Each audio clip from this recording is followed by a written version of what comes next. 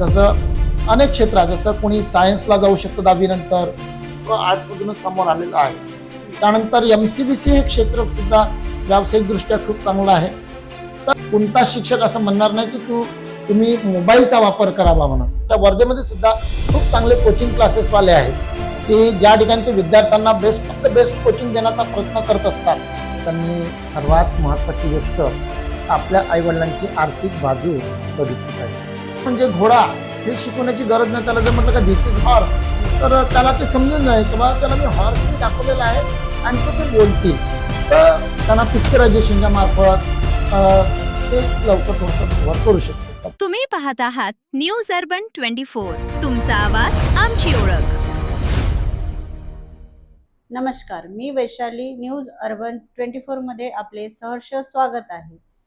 आज आपल्या स्टुडिओमध्ये आले आहेत श्री हरीश पाटील सर। नमस्कार सर। नमस्कार। पाटील सरांचे कोचिंग क्लासेस बोरगाव मेघे येथे आहे आणि ते इंग्लिश स्पीकिंग क्लासेस तसेच इंग्लिश या विषयाचे क्लासेस घेतात। तर आज आपण नुकतेच लागलेले 10वी 12वीचे रिझल्ट पाहता करिअर संदर्भात असलेले पालक आणि विद्यार्थी दोघंही संभ्रमात असतात।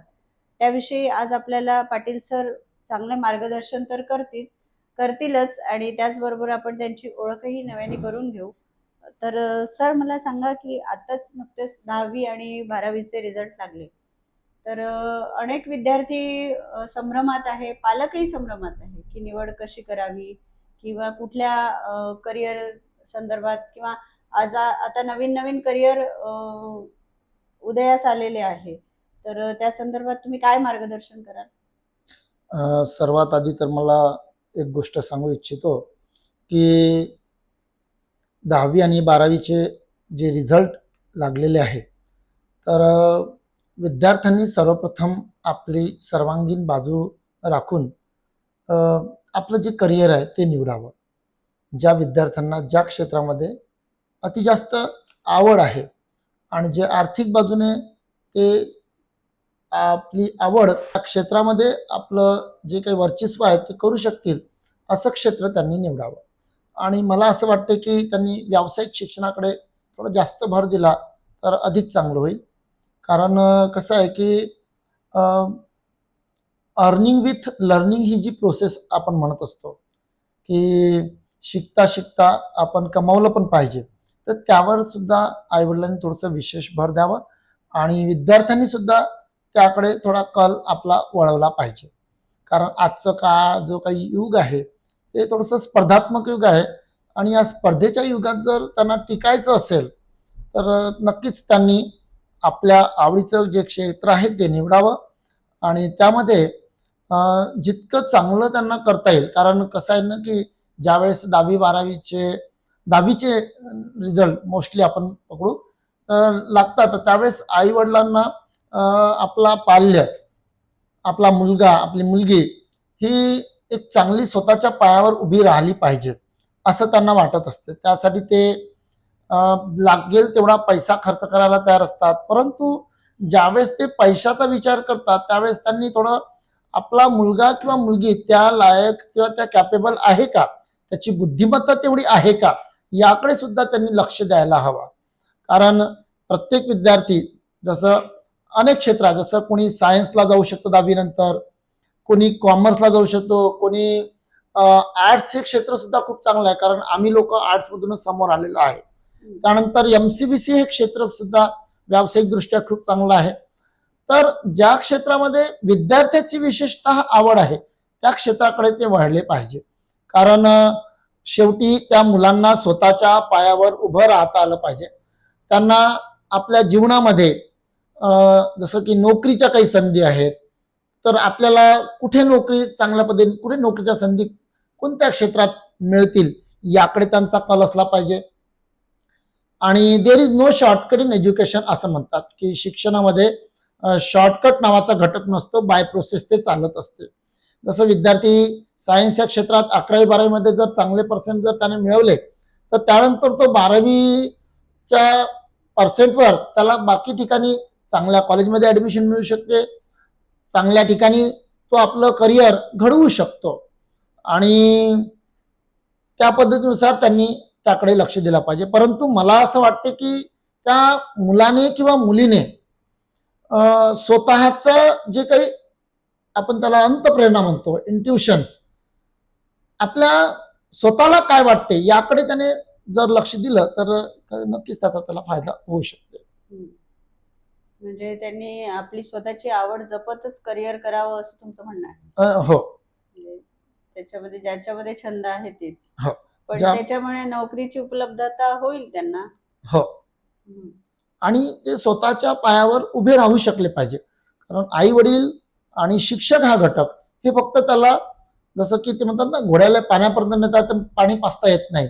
शिक्षक शिकवण्याचं काम करेल, परंतु पेपर सोडवणे विद्यार्थ्याला डिपेंड असते. त्यानंतर आपल्याला कसे चांगले पर्सेंटेज मिळवता येतील, कारण सर्व काही हा खेळ पर्सेंटेजचा.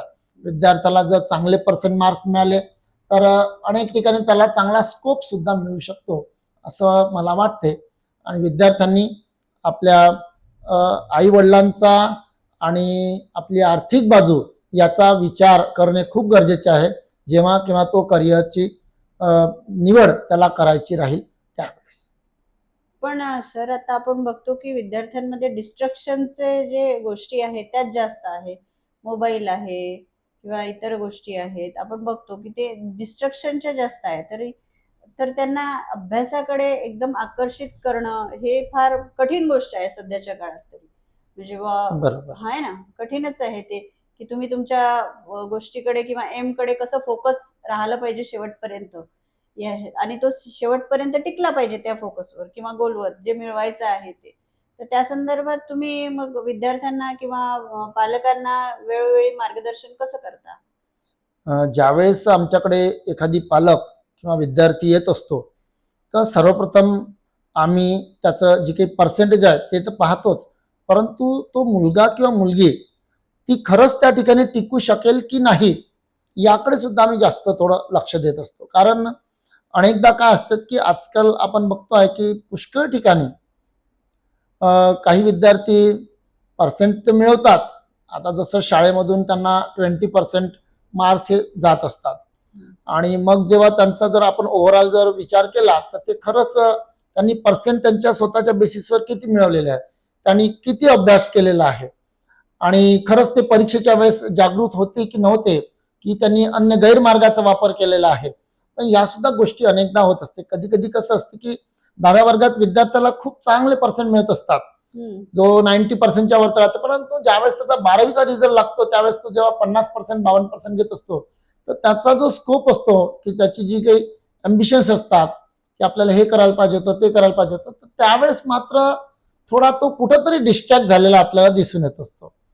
तर कुठल्याही परिस्थितीमध्ये विद्यार्थ्यांनी जे काही त्याला निर्णय घ्यायचा आहे तर त्या निर्णयावरती त्यांना ठाम असायला पाहिजे.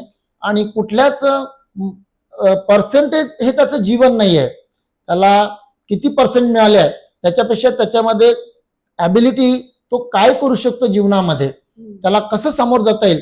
कारण आपल्यापाशी पुष्कळशे लोकांची उदाहरणं आहे की जे अकॅडमिक सेशनमध्ये शाळेच्या याच्यामध्ये त्यांना पर्सेंटेज मात्र कमी होते, परंतु ते सुद्धा जीवनामध्ये चांगल्या पद्धतीने यशस्वी झालेले आहे. तर विद्यार्थ्यांनी कुठल्याच प्रकारचा डिस्ट्रॅक्शन मनामध्ये येऊ देऊ नये आणि निसंकोचपणे प्रत्येक मुलाने आणि मुलीने आपल्या आईला, आपल्या वडिलाला, आपल्या शिक्षकांना आणि आपल्या मित्रांना आपल्या या गोष्टी ज्या आहे मनातल्या त्या सांगितल्या पाहिजे. कारण आई आणि वडील हे खरे त्याचे मित्र आहेत आणि त्याने मैत्रीपूर्ण आपल्या आई वडिलांशी या गोष्टी शेअर करायला पाहिजे. कारण सुखदुःखात प्रत्येक क्षणोक्षणी आई वडीलच त्याला हे मार्गदर्शन करतील. सर, तुम्ही आता सांगितल्याप्रमाणे जसं मुलं 10वी मध्ये चांगले पर्सेंट आणतात, नंतर 12वी मध्ये कमी पर्सेंट येतात. आता सध्या चलन आहे डमी ऍडमिशनचं, तर तेही एक कारण असू शकतं का की रेग्युलर कॉलेज होत नाही मुलांचं, त्याच्यामुळे पण मार्क्सवर परिणाम होतो का त्याचा? म्हणजे हो, नक्कीच. पूर्वीच्या काळी विद्यार्थी हा कॉलेजला देव मानत असायचा. म्हणजे 11वी त्यांना कॉलेजला जगायला मिळत असायचं. जसं की तो छान 10वी पास झाला की छान मस्त आनंदात तो 11वी मध्ये 12वी मध्ये जात असायचा. परंतु दिवसेंदिवस डमी ऍडमिशनचं प्रमाण हे मोठ्या प्रमाणात वाढलेलं आहे आणि अनेक कॉलेजेस ही ओस पडत चाललेली आहे. सरकारचा सुद्धा यावरती खूप मोठा कल चालू आहे. पुष्कळशा ठिकाणी. आणि मग कॉलेजेसमध्ये फक्त प्रॅक्टिकल एक्झामच्या वेळेस ते मुलं मुली त्या ठिकाणी जात असतात. तर त्यामुळे कॉलेजवरती सुद्धा कुठेतरी परिणाम होत असतो. परंतु डमी ऍडमिशन इथपर्यंत ठीक आहे, तो मुलगा घरी आहे, पण त्यानं त्या वेळेचा तो सदुपयोग त्याने करायला पाहिजे. त्यानं त्याचा जास्तीत जास्त वेळ, कारण त्याच्या आई वडिलाचे जे पैसे आहे हे पैसे त्या ठिकाणी ते पेड करत आहे, तर तो विचार करून त्या मुलाने मुलीने छान सुंदर अभ्यास करायला पाहिजे आणि आपला जास्तीत जास्त फोकस हा अभ्यासावर द्यायला पाहिजे. जसं की तुम्ही मगानी म्हणाल्या की मोबाईल हा घटक त्यांना डिस्ट्रॅक्ट करत असतो. मोस्टली प्रत्येक शिक्षक आपल्या विद्यार्थ्याला चांगल्यात चांगलं मार्गदर्शन करण्याचा प्रयत्न करत असतो. कोणता शिक्षक असं म्हणणार नाही की तुम्ही मोबाईलचा वापर करावा म्हणून. तर त्याच्यामुळे आणि मोस्टली तर आपण पाहतो की ऑफलाईनला जास्त महत्व आहे. मध्यंतरी कोरोनाच्या काळामध्ये 2 वर्ष विद्यार्थी तो ऑनलाईनच्या फंद्यामध्ये पडला होता. परंतु आजकाल मात्र ऑफलाईनचे चांगले चांगले क्लासेसवाले आमच्या वर्धेमध्ये सुद्धा खूप चांगले कोचिंग क्लासेसवाले आहेत की ज्या ठिकाणी ते विद्यार्थ्यांना best of the best coaching देण्याचा प्रयत्न करत असतात. आणि 11वी-12वीसाठी विद्यार्थी आपली वर्धा सोडून बाकी नागपूर सारख्या, नांदेड सारख्या वेगवेगळ्या ठिकाणी ते जात असतात. परंतु आपल्या पाशी सुद्धा चांगली best of the best faculty आहे. फक्त एवढंच आहे की जसं शिक्षक चांगलं शिकवत आहे तसं त्या विद्यार्थ्याने सुद्धा चांगला अभ्यास करावा आणि त्यानुसार आपलं स्वतःच्या पायावर उभं राहण्यासाठी आपल्या आईवडिलांचं आणि आपल्या शाळेचं, आपल्या कॉलेजेसचं नाव कसं रोशन करता येईल याकडे त्या सुद्धा मुलाने किंवा मुलीने फोकस द्यायला पाहिजे. कारण फोकस आणि अकाउंटेबिलिटी ह्या 2 गोष्टी जोपर्यंत विद्यार्थ्यामध्ये येणार नाही तोपर्यंत तो विद्यार्थी जोपर्यंत त्याला स्वतःहून समजणार नाही की आपण अभ्यास करायला पाहिजे, चांगले पर्सेंट मिळवायला पाहिजे आणि त्यानुसार आपल्याला चांगलं कॉलेज मिळेल, चांगलं मार्गदर्शन मिळेल, याकडे त्याचा कल असला पाहिजे. विद्यार्थ्यांनी करिअर निवडताना मुख्यत्वे काय गोष्टी बघितल्या पाहिजे सर, असं वाटतं तुम्हाला? ज्यावेळेस ते करिअर निवडतात तर त्यावेळेस त्यांनी सर्वात महत्त्वाची गोष्ट आपल्या आईवडिलांची आर्थिक बाजू बघितली पाहिजे. की आपले आईवडील आपल्याला जसं आता एखाद्या कोचिंग जर त्यांना लावायची आहे तर त्या ठिकाणी समजा त्यांचं आर्थिक बाजू जर मजबूत नसेल तर तिथे थोडंसं त्यांना प्रॉब्लेम येऊ शकते. आणि दुसरी गोष्ट, ज्यावेळेस त्यांना एखादी कोचिंग निवडायची आहे तर त्यावेळेस त्यांनी ते कोचिंग खरंच त्यांना त्यांचं पूर्ण 2 वर्षाचं, जसं आता 10व्या वर्गाचा रिझल्ट लागल्याच्या नंतर जेव्हा तो मुलगा किंवा मुलगी एखाद्या कोचिंगमध्ये एंट्री करतो आहे तर त्यावेळेस त्यांना ही मनाची तयारी केली पाहिजे की आपल्याला इथं 2 वर्ष राहायचे म्हणजे राहायचे आहे आणि आपल्याला आपलं चांगलं प्रॉपर गायडन्स त्या पर्टिक्युलर शिक्षकाकडून घ्यायचं आहे. जर समजा तो मधातूनच तो जर एक कोचिंग सोडत असेल, दुसरीकडे जात असेल, दुसरीकडे तिसरीकडे, तर तिथे मात्र त्याला थोडासा नुकसान झालेलं आपल्याला बघायला मिळू शकते. म्हणून त्यांना निर्णय घेत असताना आपल्या आईवडिलांची बाजू ही तर आवश्यकच आहे आणि सोबत सोबत तो मुलगा किंवा मुलगी खरंच त्या ठिकाणी कॅपेबल आहे की नाही या दृष्टीने सुद्धा त्या विचार त्या मुलाने आणि मुलीने करायला पाहिजे. आणि ज्यावेळेस शिक्षक त्या विद्यार्थ्याची आपल्याकडे ऍडमिशन घेतो आहे तर त्या शिक्षकाने सुद्धा थोडासा त्याचा एक छोटासा एक इंटरव्ह्यू म्हणून घेतला पाहिजे की खरंच हा मुलगा आणि मुलगी आपल्या कोचिंगमध्ये किंवा याचा आपल्याला हा मुलगा रिझल्ट काढू शकतोय नाही काढू शकत किंवा त्याची मार्कशीट किंवा त्याच्यामध्ये काय स्किल आहे याकडे सुद्धा थोडं त्या शिक्षकाने सुद्धा लक्ष द्यायला पाहिजे.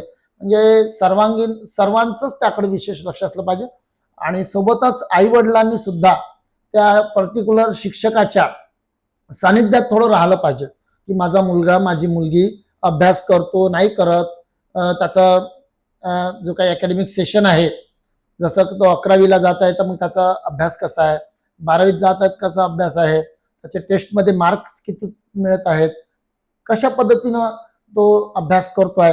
जर समजा तो मुलगा मुलगी अभ्यास करत नसेल तर त्याच्या आईवडिलांपर्यंत त्याचा जो काही एक रिपोर्ट कार्ड आहे तो सुद्धा गेला पाहिजे. तर सर्वांगीण दृष्टीने तो विचार झाला पाहिजे असं मला वाटते.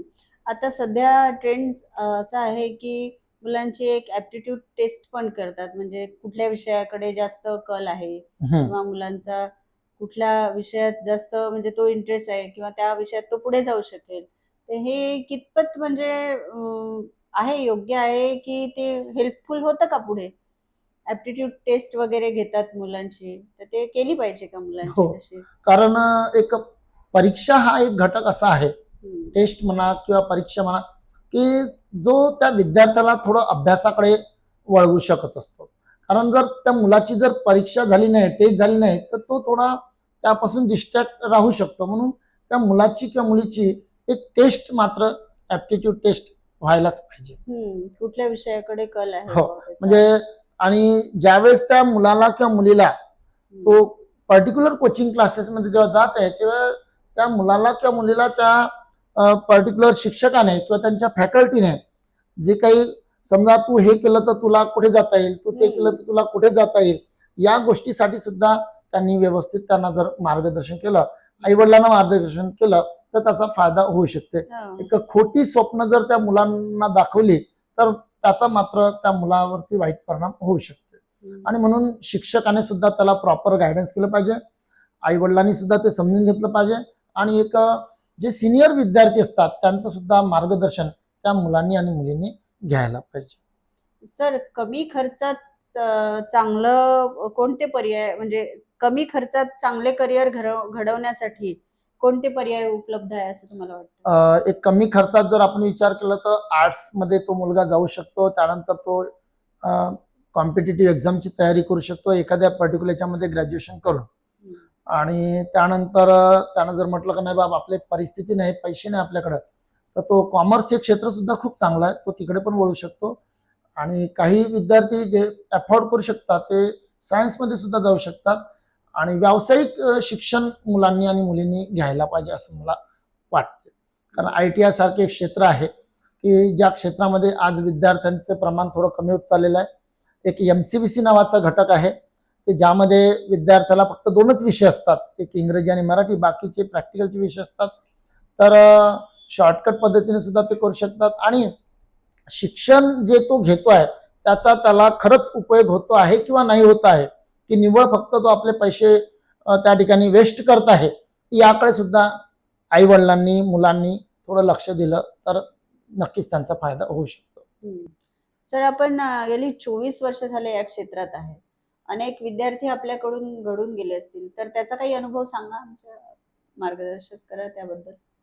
हो, नक्कीच. हं. तर जवळपास 24 वर्ष पासून मी बोरगाव मेघेमध्ये पाटील सर इंग्लिश क्लासेसच्या नावाने कोचिंग क्लासेस आनंदराव मेघे विद्यालयाच्या बाजूला घेऊन राहिलेलो आहे.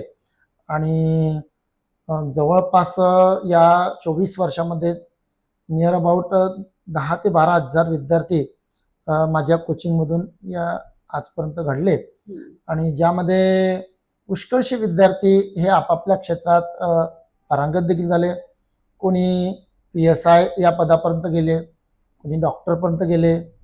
त्यानंतर अनेक विद्यार्थी मुंबईसारख्या ठिकाणी कलेच्या क्षेत्रात सुद्धा त्यांनी आपली एक वेगळीच ओळख निर्माण केलेली आहे. आणि त्यानंतर काही आर्टिस्ट सुद्धा बनलेले आहेत. परंतु पुष्कळसे विद्यार्थी असे आहेत की जे अजूनपर्यंत आम्हाला विसरलेले नाही. हं. कुठेही ते भेटले की एक ते चरण स्पर्श करण्याची त्यांची जी काही सवय आहे ती मात्र मला पाहाव्यास मिळते. आणि अनेक वेळा कधी कधी असं वाटते की बा विद्यार्थी अशा पद्धती असायला पाहिजे.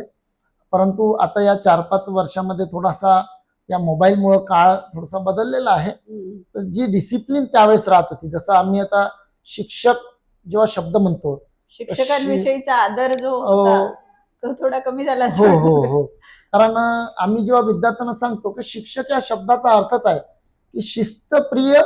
शी म्हणजे शिस्तप्रिय, क्ष म्हणजे क्षमाशील, आणि क म्हणजे कर्तव्य दक्ष. जसं आम्ही स्वतःहून जेव्हा आमचा एक क्लास समजा 7 ते 8 ची बॅच आहे, तर आम्हाला तो 7 ते 8 म्हणजे 7 वाजता बरोबर ती बॅच चालू करण्याचा आहे. आम्ही म्हणेल की बॅच 7:30 ला आम्ही चालू करतो, 7:20 ला चालू करतो, तर तो विद्यार्थ्यांमध्ये थोडासा कल वेगळा जाऊ शकते. परंतु त्याच्यामुळे जर आम्ही निष्ठेने प्रामाणिकपणाने आम्ही आमचं जर काम करू तर नक्कीच विद्यार्थी आमच्याकडे कोचिंगसाठी येतील. शाळेतले शिक्षक खूप चांगलं शिकवतात विद्यार्थ्यांना, पण त्याच पद्धतीने जर कोचिंगमध्ये जेव्हा विद्यार्थी येत असतो तर त्या विद्यार्थ्यांना एक्स्ट्रा अतिरिक्त माहिती त्या विषयाची मिळत असते आणि संपूर्ण 1 तासभर त्याला ते शिकायला मिळते. दर आठवड्याला त्या मुलांची मुलीची टेस्ट होत असते, काही मोठे पेपर्स होत असतात, जो काही रिपोर्ट्स आहेत तो त्यांच्या आई वडिलांपर्यंत पोहोचत असतो आणि त्याचा फायदा त्या मुलांनाही मिळते, आई वडिलांना मिळते. आणि ज्यावेळेस त्यांचा निकाल चांगला लागतो, दरवर्षी आमच्या कोचिंगमध्ये आता कधी 30 विद्यार्थी, कधी 40, कधी 50, कधी 60. 2025ला माझ्या कोचिंगमध्ये 61 विद्यार्थी टॉप निघाले, ज्यामध्ये 12व्या वर्गाचे 25 विद्यार्थी होते आणि जवळपास 36 ते 37 विद्यार्थी हे 10व्या वर्गाचे होते आणि त्यामध्ये 11 विद्यार्थी हे 90च्या वरत मार्क्स. कारण माझ्याकडे येणारा जो काही कल असतो आमच्या बोरगाव मेघे परिसरामध्ये, हे सामान्य विद्यार्थी असतात आणि हे सामान्य विद्यार्थी जेव्हा अतिसामान्य आणि असामान्य असा जेव्हा ते निकाल आम्हाला देतात तर आम्हाला खरंच खूप छान वाटते. कारण आमची बोरगावची शाळा, आमच्या बोरगावच्या शाळेमधले काही विद्यार्थी असतात, काही इतरच शाळेतले ते विद्यार्थी असतात, कोणी गोरगरिबाचे विद्यार्थी असतात. ते चांगलं गायडन्स त्यांना आम्हाला करण्याचा एक संधी प्राप्त होत असते. तर नक्कीच ही एक चांगली गोष्ट आहे आणि विद्यार्थी सुद्धा जितका अभ्यास करतील तितका त्यांचा फायदा होईल. आम्ही नेहमी विद्यार्थ्यांना सांगत असतो की बेटा, तुम्हाला जे समजत नाही, छोट्यातली छोटी गोष्ट असेल ना, ती तुम्ही आम्हाला विचारा. म्हणजे ज्यावेळेस त्या मुलाचा किंवा मुलीचा एक चांगला रिझल्ट येत असतो तर त्यावेळेस 3 लोकांचं नाव रोशन होत असते. एक सर्वप्रथम त्यांचा आई वडिलांचं नाव रोशन होत असते, ज्या कोचिंगमध्ये ते आहे त्या कोचिंग क्लासेसचं नाव रोशन होते आणि सोबत सोबत ज्या शाळेचा तो विद्यार्थी आहे त्या शाळेचा सुद्धा नाव त्या ठिकाणी रोशन होत असते. आणि जे विद्यार्थी खरंच चांगले पर्सेंटेज घेत असतात त्यांचा मात्र अभिमान वाटत असतो. बरोबर आहे, अगदी बरोबर. सर, तुम्ही स्पीकिंगचे क्लासेस पण घेता, इंग्लिश स्पीकिंगचे. हो. तर त्यामध्ये तुमचं घेण्याची काय मेथड असते? म्हणजे मुलगा किती दिवसात इंग्लिश बोलू शकतो? हार्डली तो 7 ते 8 दिवसात त्याचा जो बेस आहे तो थोडा थोडा आम्ही पक्का करण्याचा प्रयत्न करतो आणि तो 6-7 दिवसात तो थोडंफार काहीतरी इंग्लिश बोलायला लागतो. आता गोष्ट अशी आहे की या 8-10 वर्षापासून कॉन्व्हेंट हा जो घटक आहे आणि फुल इंग्लिश, त्याच्यानंतर सीबीएसई, ICSE याकडे कल वाढलेला असल्यामुळे त्या मुलांचं आणि मुलींचं थोडंफार तरी इंग्रजी राहतेच. परंतु एक सर्वात महत्वाचा घटक आहे इंग्रजी बोलण्याचा आणि तो म्हणजे आत्मविश्वास. जोपर्यंत कॉन्फिडन्स त्या मुलामध्ये राहत नाही तोपर्यंत तो ते बोलू शकत नाही. आता मागील 20 वर्षापासून मी बोरगाव मेघे परिसरामध्ये इंग्लिश स्पोकनचे क्लासेस चालवतो. प्रत्येक वर्षी रिस्पॉन्स खूप चांगला असतो, पण ते 3 महिन्यामध्ये विद्यार्थी शिकते, भरपूरशा माहिती त्यांना मिळत असते, स्टेज डेअरिंग येत असते, स्पीच डिलिव्हरिंगच्या टेक्निक येत असतात, त्याला इंटरव्ह्यू कसा द्यायचा इंग्लिशमध्ये त्याच्याबद्दल माहिती मिळते आणि सोबत सोबत एक पेअर डिस्कशन, ग्रुप डिस्कशन या गोष्टी सुद्धा आम्ही त्यांना सांगण्याचा प्रयत्न करत असतो. आणि ज्यावेळेस तो मुलगा स्टेज डेअरिंग करतो, बोलण्याचा प्रयत्न करतो, आम्ही त्यांना सांगतो का तुम्ही एक फ्रेंड सर्कल तुमचा बनवा, ज्यांच्यासोबत तुम्ही रोज कमीत कमी 10 ते 15 मिनिटं इंग्लिशमध्ये बोला. हे सर्व आम्ही सांगतो, परंतु 3 महिन्याच्या कालावधीनंतर तो हे सर्व हळूहळू त्याचा जो काही विसरण्याची गोष्ट आहे ती सुरू होऊन जात असते.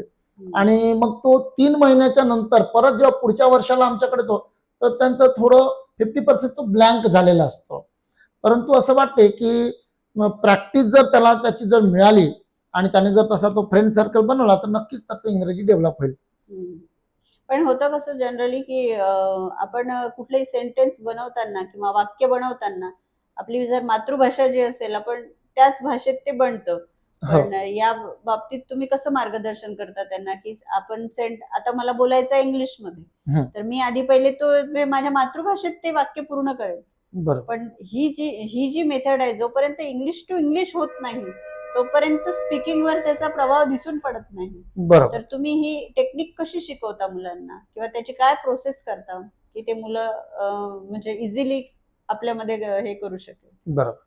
तर माझा जो कल असतो तो सर्वप्रथम त्यांचा बेस असतो की जोपर्यंत त्यांचा बेस पक्का होत नाही, बेसिक फाउंडेशन बरोबर होत नाही तोपर्यंत तो बोलू शकत नाही. त्याच्यामुळं छोटे छोटे सेंटेन्सेस त्याला आले पाहिजे सर्वप्रथम आणि मग त्या छोट्या वाक्यांपासून तो मोठ्या वाक्यांपर्यंत हळूहळू येत असतो.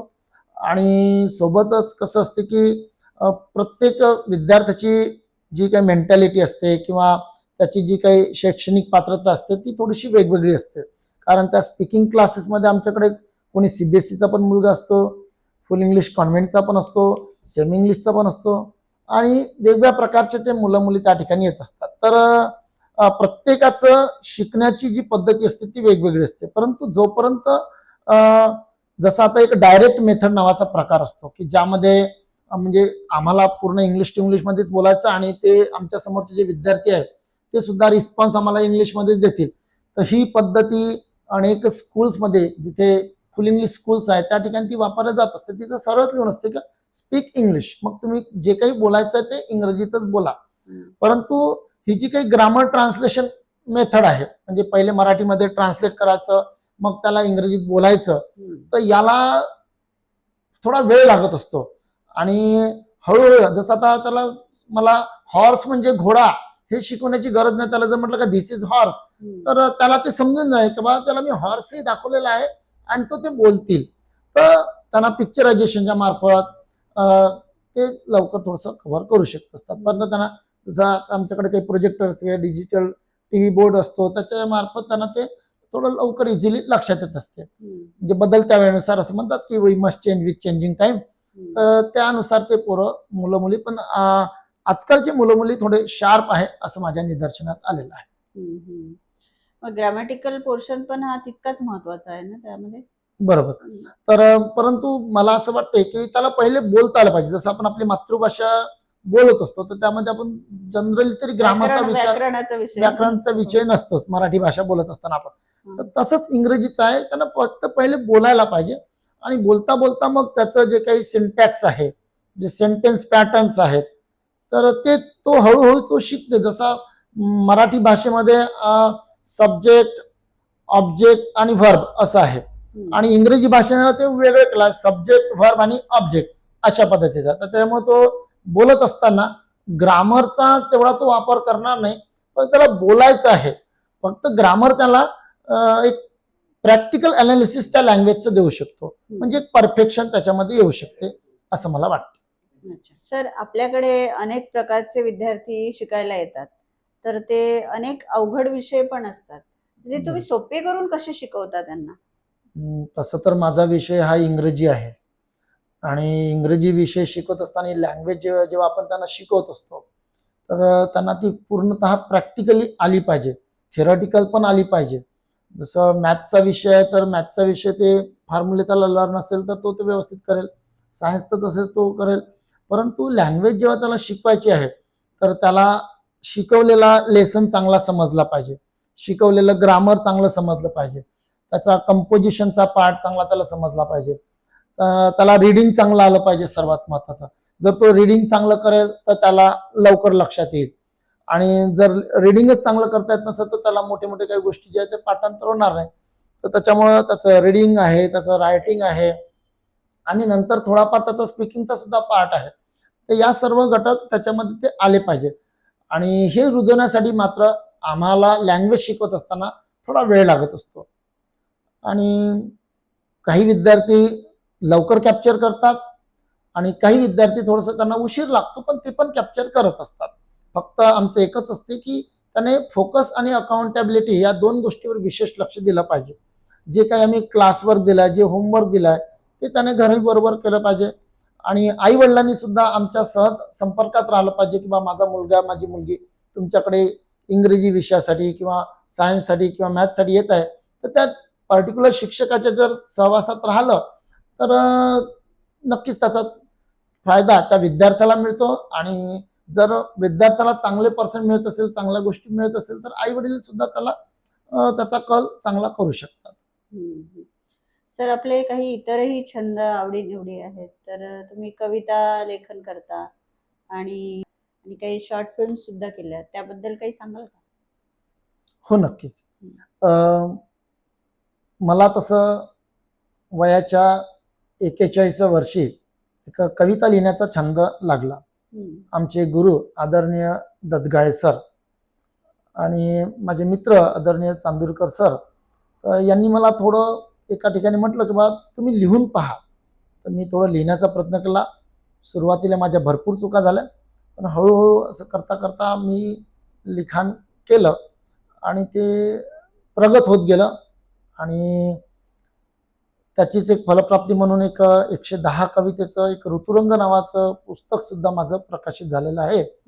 आणि आपले विद्यमान राज्यमंत्री आदरणीय पंकजी भोयर सर यांनी त्याचं विमोचन देखील आमच्या सती अनुसया माता मंगल कार्यालयामध्ये केलं. त्यांचं खरंच मनापासून आभार. आणि कविता लिहित असताना अशी समाजामध्ये जसं कवीचं जे मन असते, तर त्याला जे समाजात दिसते ते तो आपल्या लेखणीच्या मार्फत उतरवण्याचा प्रयत्न करतो. जवळपास मी 350च्या आसपास कविता सुद्धा लिहिलेल्या आहे. एक आवड निर्माण झालेली आहे आणि या 1.5-2 वर्षामध्ये भगवंताच्या शक्तीने म्हणा, आई वडिलांच्या आशीर्वादाने ते माझं काम मी करून राहिलेलो आहे. कविता लेखनासोबत इतरही काही साहित्य लिहिता का तुम्ही?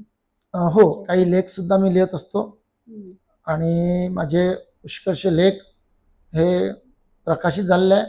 आणि जवळपास मला पुष्कळ म्हणजे 250च्या आसपास 250च्या वरती सर्टिफिकेट सुद्धा मिळालेले आहे, म्हणजे काव्यलेखनासाठी. काव्यलेखन काव्यलेखन करताना तुमचं काही पर्टिक्युलर याच विषयावर आहे की समाजात घडणाऱ्या विविध विषयांवर तुम्ही लिहिता? हो, ज्यामध्ये व्यसनमुक्तीवरती आहे, पाण्याची समस्या आहे, निसर्गाबद्दल आहे, त्याच्यानंतर झाडांचं महत्त्व आहे.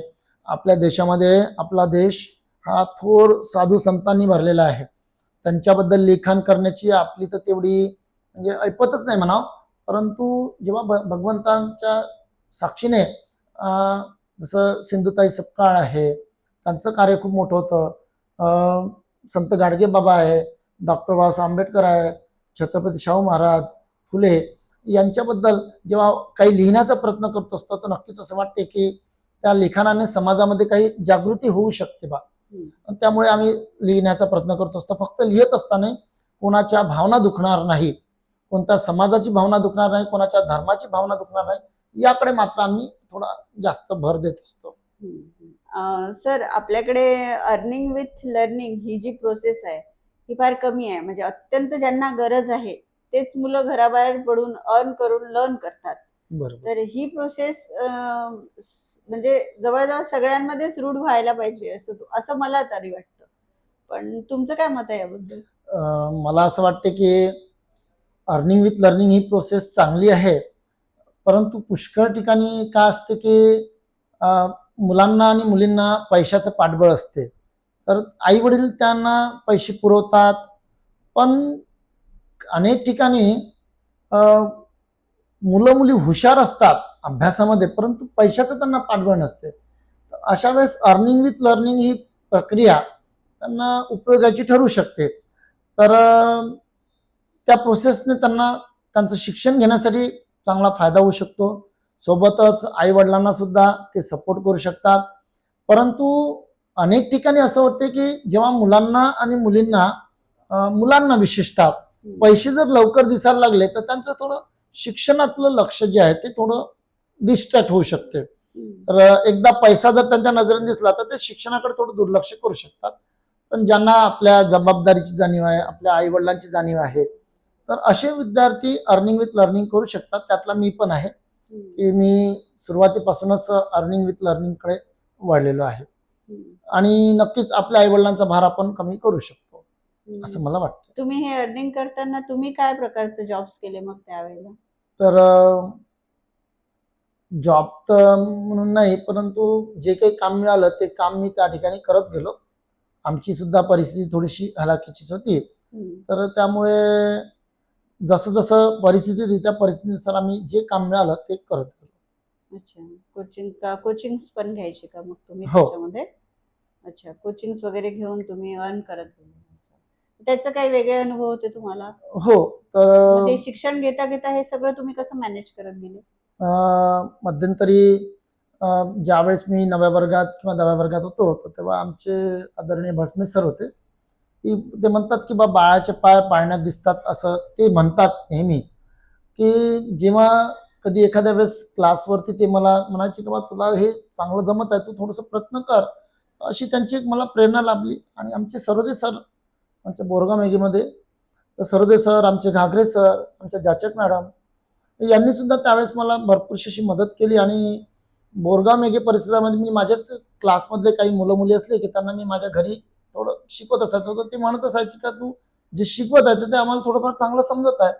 आणि मग तेच लोक मला एक 10 रुपये 20 रुपये असे त्यावेळेस म्हणजे 25 वर्ष पहिले एक 50 रुपये महिन्यापर्यंत ते लोक मला पैसे द्यायला लागले. आणि मी त्या ठिकाणी मग हळूहळू एक माझं पण मी एक छोटंसं एक बोर्ड घेऊन आलो आणि थोडंसं कोचिंग सुरू केलं.